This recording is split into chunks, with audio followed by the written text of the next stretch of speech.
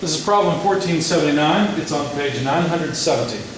A wind turbine generator system having a diameter of 82.5 meters produces 1.5 megawatts at a wind speed of 12 meters per second. Determine the diameter of blade necessary to produce 10 megawatts of power, assuming the efficiency is the same for both designs, and rho, the density of the air, is 1.21 kilograms per cubic meter. All right. They've drawn their wind turbine at somewhat of an oblique angle. Try to copy it here. Got a support, post going down. And the current diameter is 82.5 meters. The power produced is 1.5 megawatts. And that's at a wind speed, as they said, of 12 kilometers per hour.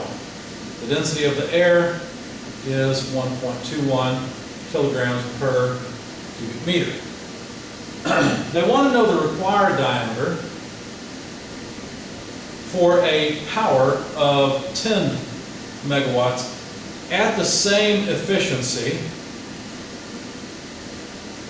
and the same wind speed. So still 12 kilometers per hour.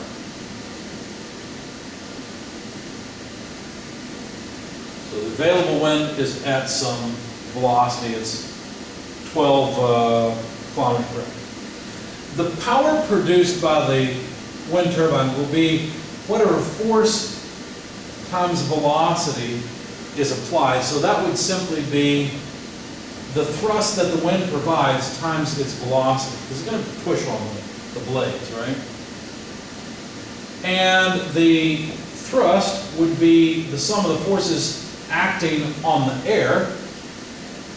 They'd be equal and opposite. So that would be the mass flow rate of the air times the velocity of the air leaving minus the velocity of the air entering. Now, the velocity of the air entering we know, but the velocity leaving we don't know. In theory, you see a wind turbine cannot be 100% efficient because it cannot take all of the velocity of the air, all of the kinetic energy of air, and make that air simply come to a stop. It can't do that.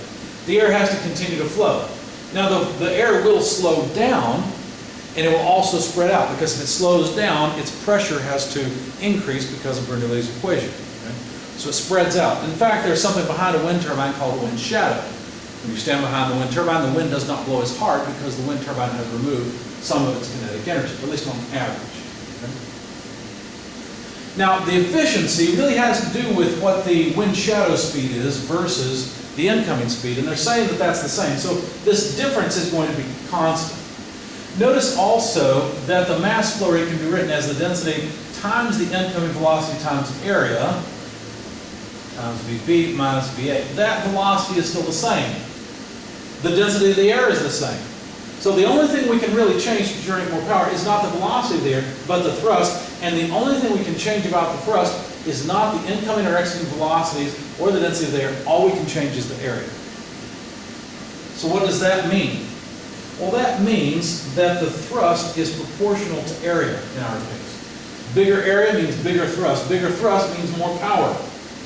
So that means that the power is simply proportional to the area. So the power ratio is proportional to the area ratio. Or in other words, the area we need is the area in the initial times whatever power ratio we want. So if we write pi times diameter 2 squared over 4, that's area coming in, equals pi over 4 diameter initial squared, or 1, times power we want. Well, the power we want is power 2 over the power we have, power 1. Notice that what happens is the pi and the 4 cancel. And really, we've got d2 squared equals d1 squared times p2 over p1.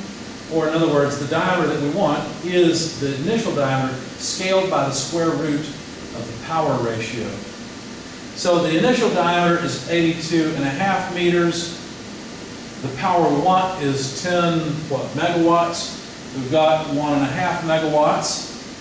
And so this comes out to a diameter of about 213 meters.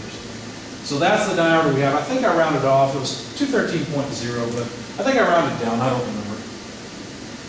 But if we maintain the same efficiency and have the same opportunity, the same velocity of wind, then we need a wind turbine that is a little over twice the diameter of what we've got right now.